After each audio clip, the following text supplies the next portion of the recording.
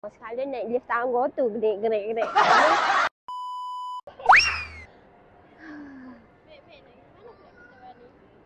Tak tahulah kita nak cari siapa dia.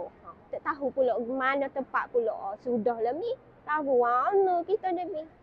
Alah. Dia ni tadi duduk dah bawah. Duduk atas pula. Apa tingkat dia Mi? Sudahlah. Tak ingat tingkat apa-apa ni. Ada ke? Orang yang alik atas tu. Ni. Janganlah. Tak letih lah kita naik lift ni ke. Sekali naik lift tangga tu gerik. Ni acah tu ke depan ni. Nak sampai dah ni. Harap-harap atas ni ramai lagi lah. Dah, boleh ke tak? Jom ni kita berkongsi rezeki dengan orang alik atas ni. Orang KB. Siapa tak pernah